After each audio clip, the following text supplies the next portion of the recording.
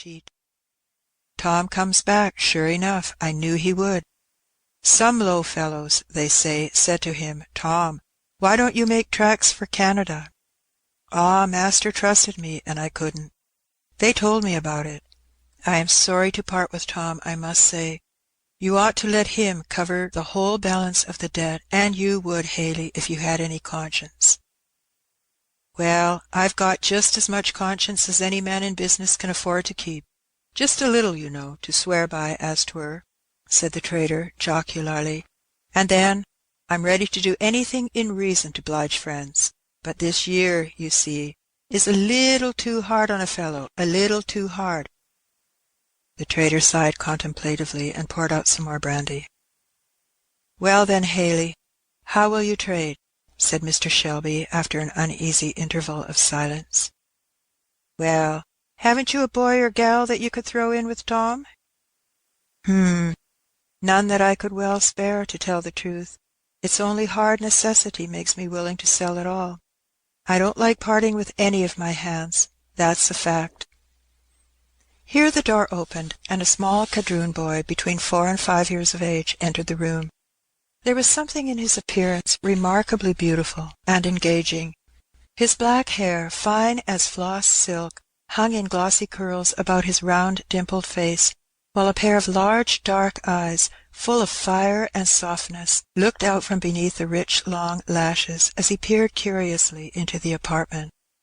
A gay robe of scarlet and yellow plaid, carefully made and neatly fitted, set off to advantage the dark and rich style of his beauty, and a certain comic air of assurance, blended with bashfulness, showed that he had been not unused to being petted and noticed by his master.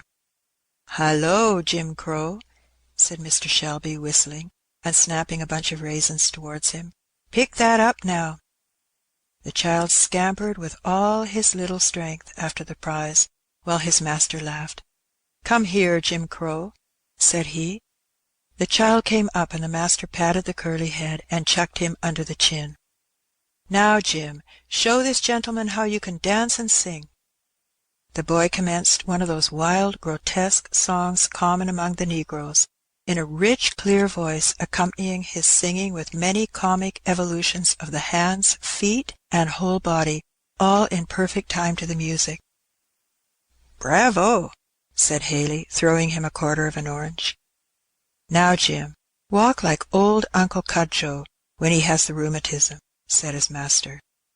Instantly the flexible limbs of the child assumed the appearance of deformity and distortion, as, with his back humped up and his master's stick in his hand, he hobbled about the room, his childish face drawn into a doleful pucker, and spitting from right to left in imitation of an old man. Both gentlemen laughed uproariously.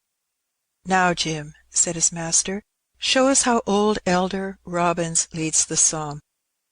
The boy drew his chubby face down to a formidable length, and commenced toning a psalm tune through his nose with imperturbable gravity.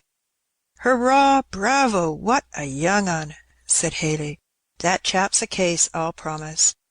Tell you what," said he, suddenly clapping his hand on Mr. Shelby's shoulder, "fling in that chap, and I'll settle the business, I will. Come now, if that ain't doing the thing up about the rightest."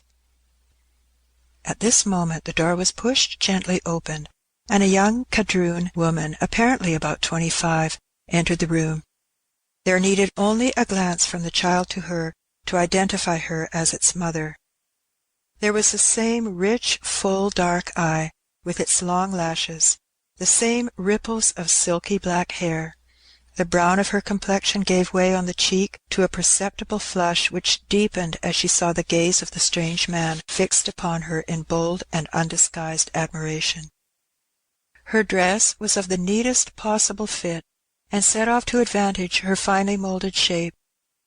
A delicately formed hand and a trim foot and ankle were items of appearance that did not escape the quick eye of the trader, well used to run up at a glance the points of a fine female article. "Well, Eliza," said her master, as she stopped and looked hesitatingly at him. "I was looking for Harry, please, sir," and the boy bounded toward her, showing his spoils,